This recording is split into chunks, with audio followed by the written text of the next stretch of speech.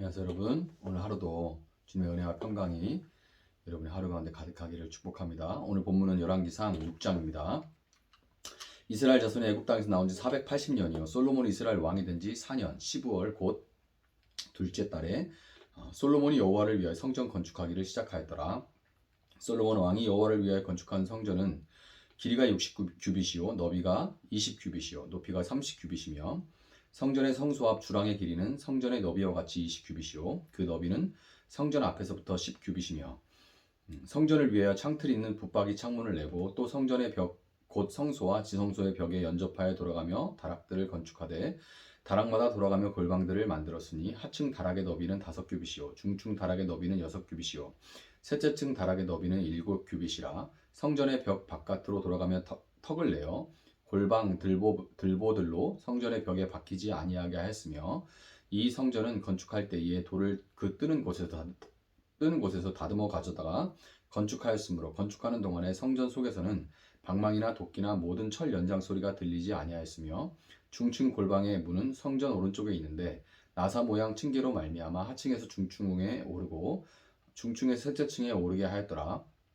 성전의 건축을 마치니라. 그 성전은 백향목 석가래와 널판으로 덮었고 또 온 성전으로 돌아가며 높이가 5규빗 되는 다락방을 건축하되 백향목 들보로 성전에 연접하게 하였더라.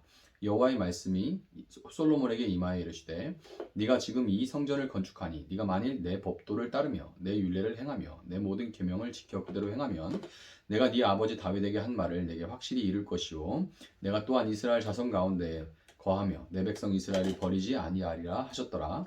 솔로몬이 성전 건축하기를 마치고 백향목 널판으로 성전의 안벽 곧 성전 마루에서 천장까지의 벽에 입히고 또 잣나무 널판으로 성전 마루를 놓고 또 성전 뒤쪽에서부터 20규빗 되는 곳에 마루에서 천장까지 백향목 널판으로 가로막아 성전의 내소 곧 지성소를 만들었으며 내소 앞에 있는 외소 곧 성소의 길이가 40규빗이며 성전 안에 입힌 백향목에는 박과 핀 꽃을 아로새겼고 모두 백향목이라 돌이 보이지 아니하며 여호와의 언약궤를 두기 위하여 성전 안에 내소를 마련하였는데 그 내소의 안은 길이가 20규빗이요 너비가 20규빗이요 높이가 20규빗이라 정금으로 입혔고 백향목 제단에도 입혔더라. 솔로몬이 정금으로 외소 안에 입히고 내소 안에 금사슬로 건너지르고 내소를 금으로 입히고 온 성전을 금으로 입히기를 마치고 내소에 속한 제단의 전부를 금으로 입혔더라.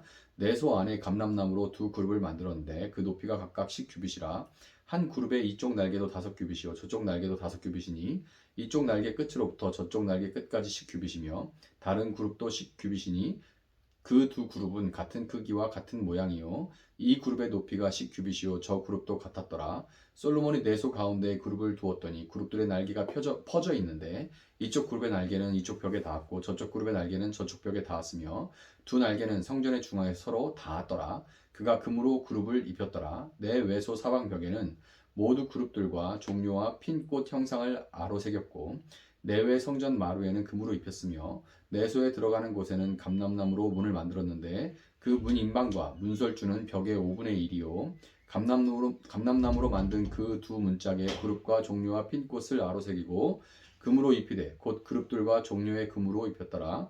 또 외소의 문을 위하여 감람나무로 문설주를 만들었으니 곧 벽의 4분의 1이며 그 두 문짝은 잣나무라 이쪽 문짝도 두 짝으로 접게 되었고 저쪽 문짝도 두 짝으로 접게 되었으며 그 문짝의 그룹들과 종료와 핀 꽃을 아로새기고 금으로 입히되 그 새긴 데에 맞게 하였고 또 다듬은 돌 3켜와 백향목 두꺼운 판자 1켜로 둘러 안뜰을 만들었더라. 넷째 해 12월에 여호와의 성전 기초를 쌓았고 11째 해 불월 곧 8째 달에 그 설계와 식양대로 성전 건축이 다 끝났으니 솔로몬이 7년 동안 성전을 건축하였더라.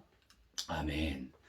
자, 이스라엘의 왕으로 등극한 솔로몬이 내부적 위험 요소들을 제거하고 그리고 성전 건축을 위한 재료 준비를 마쳤을 때는 어느덧 이제 등극한 지 재위 4년이 흐른 뒤였습니다.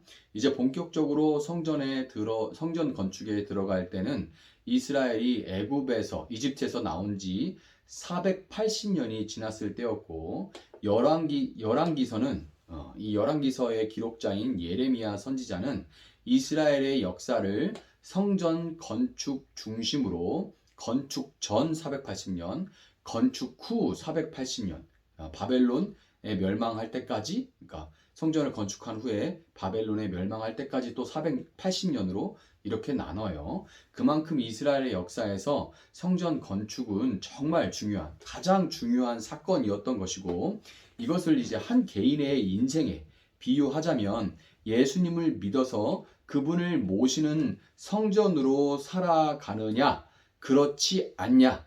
우리가 흔히들 before, after라고 얘기를 하죠. 그렇게 예수님을 믿기 전, 믿은 후에 성전으로서 살아가는 after를 before, after로 나눠지는 것과 같다고 이렇게 할 수가 있겠어요.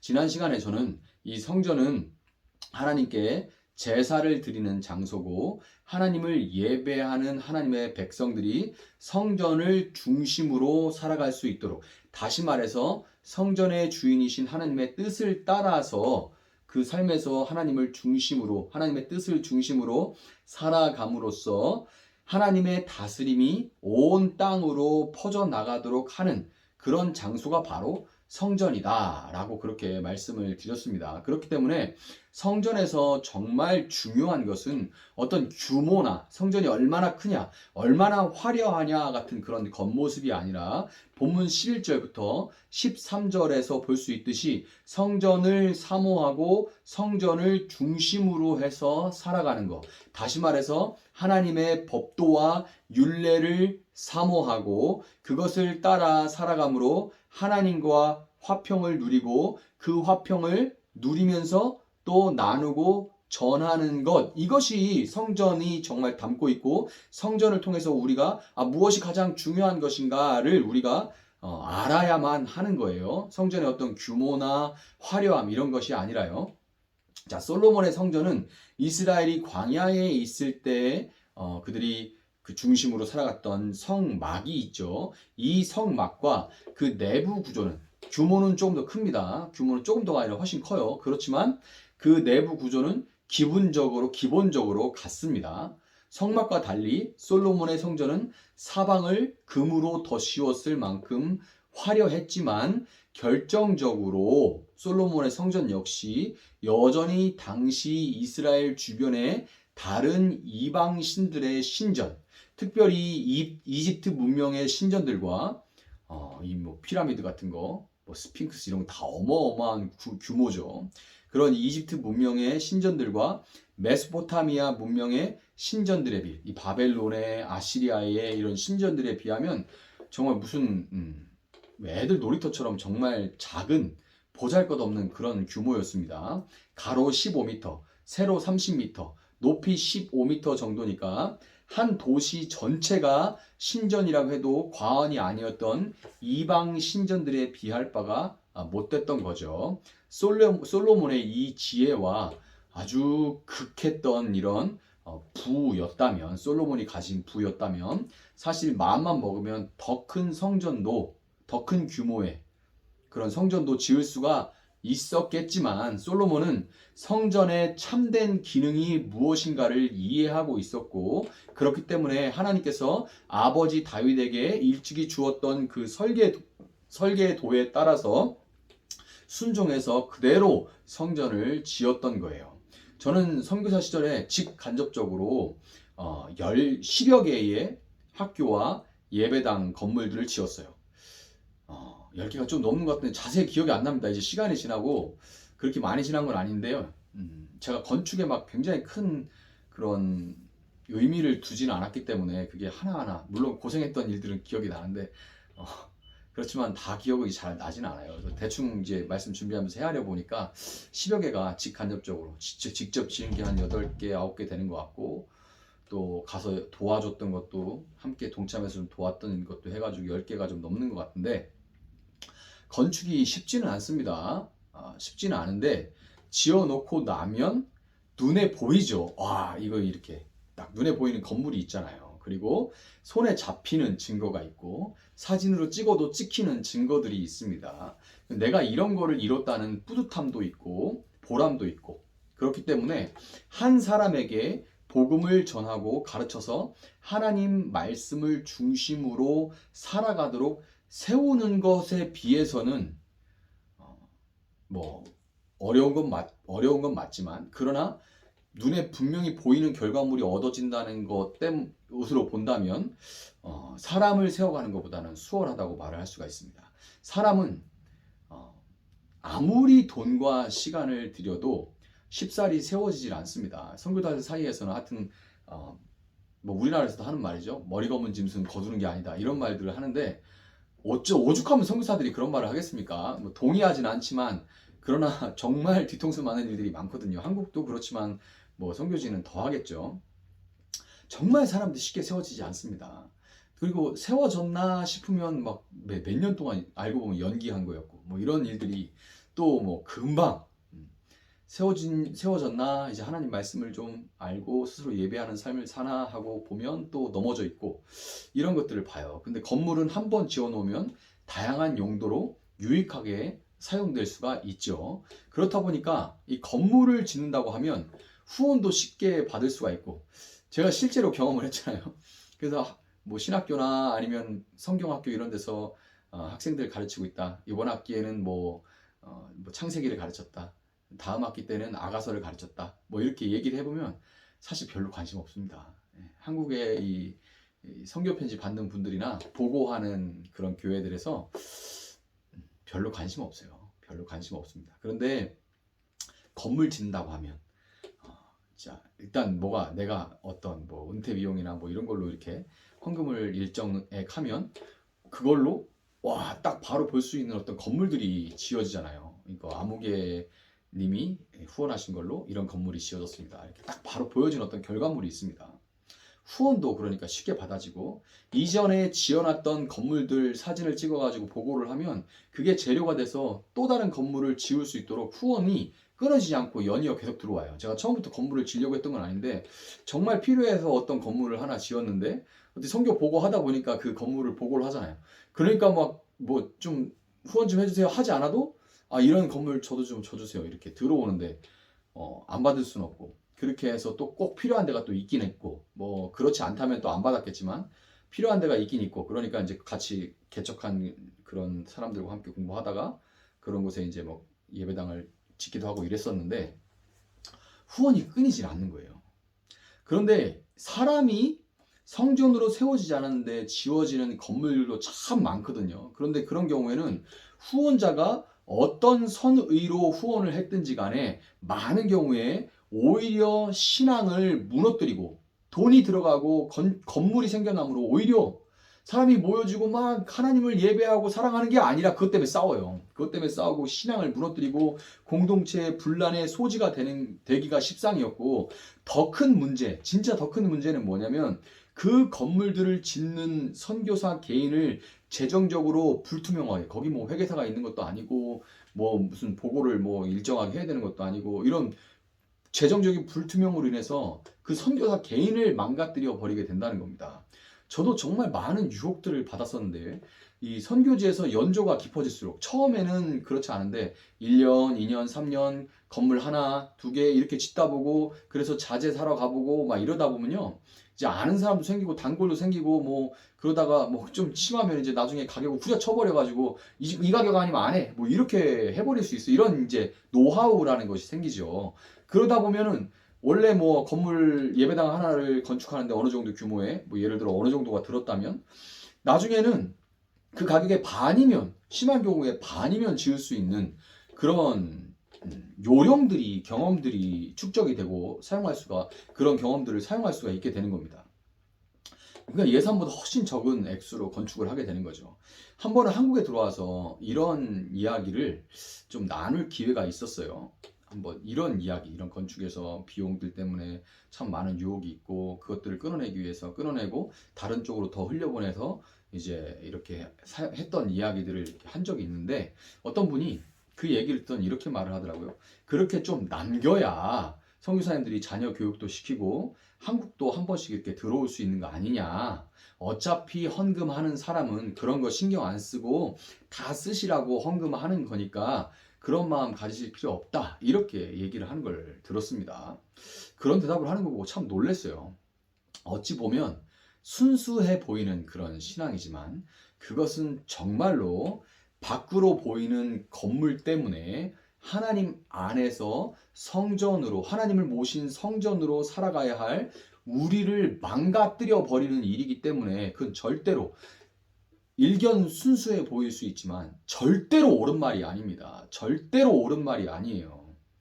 속이 망가져 있고 탐욕으로 가득해 있고 투명하지 않은데 어떻게 밖으로 뭐 하나님을 위해서 뭘 적고 이게 다 무슨 소용이 있습니까? 어차피 10년 20년 지나면 다 무너질 건데. 여러분, 화려한 솔로몬의 성전을 갖고 있었지만 이스라엘은 성전을 중심으로 살아가기보다는 결국에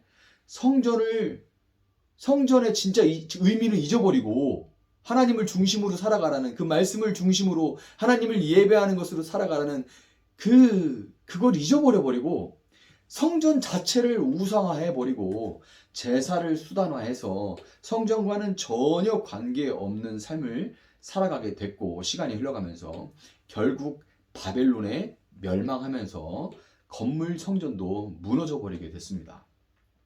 솔로몬은 완공까지 총 7년 6개월 정도의 시간을 들여서 정성껏 성전을 건축했지만, 건축을 마친 후에 열왕기상, 다음 시간에 하게 될 열왕기상 8장 27절 28절에서 이렇게 기도해요. 솔로몬의 봉헌식에서 이렇게 기도를 합니다.